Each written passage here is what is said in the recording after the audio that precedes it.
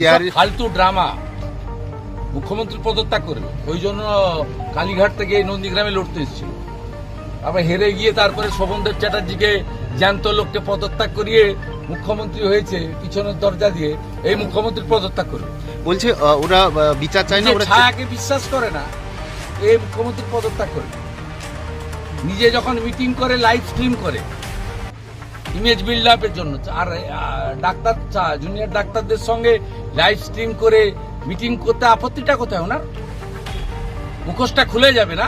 Doctor SP দাসকে দিয়ে যা করেছেন, স্বাস্থ্য দপ্তরে চুরি চামারি সব বেরিয়ে যাবে। কোভিডের টাকা মেরেছেন লোক জানে না? পিএম কেয়ারের 2200 কোটি টাকা। আপনার এক্স সিএস রাজীব সিনহা, মহুয়া ব্যানার্জিরা কি চুরি করেছে, আমার কাছে সব কাগজ আছে।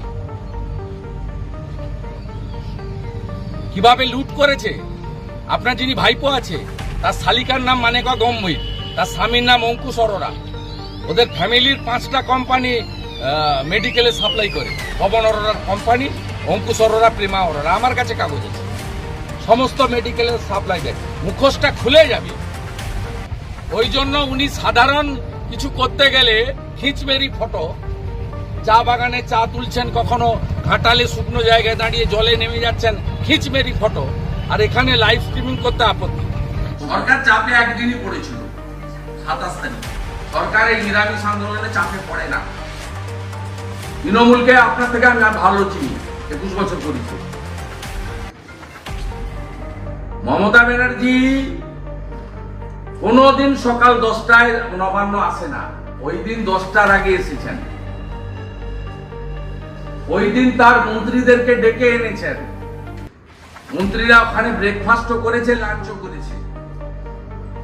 এবং যখন একটার পর একটা ব্যারিকেড ভাঙছে, তখন তিনি 14 তলাতে উত্তেজিত হচ্ছেন। 14,500 পুলিশ ডিপ্লয় করেছিলেন। গোটা পশ্চিমবঙ্গ থেকে, সব জেলা থেকে জল কামান তুলে এনেছিলেন। গ্যাস ভর্তি বজ্র এনেছিলেন। জল কামান শেষ হওয়ার পরে নর্দমার জল দিয়ে বেড়েছেন অ্যাজিটেটরদের। আমার কাছে ভিডিও আছে। হাইড্রেন থেকে জল তুলে সাঁতরাগাছিতে জল কামানে ঢুকে পেরেছে।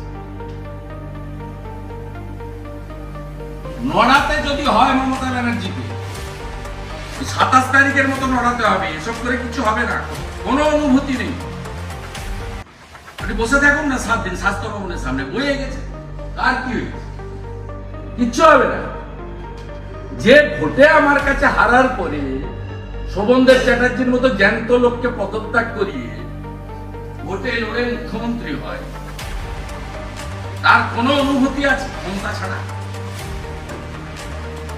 সব কিচ্ছু হবে না। ও জানি আমরা কি করতে হয়, তার প্রস্তুতি চলছে। জাস্টিস আমরা 18 তারিখ দেখবো। আমি ধৈর্য রাখতে বলবো বাঙালিকে।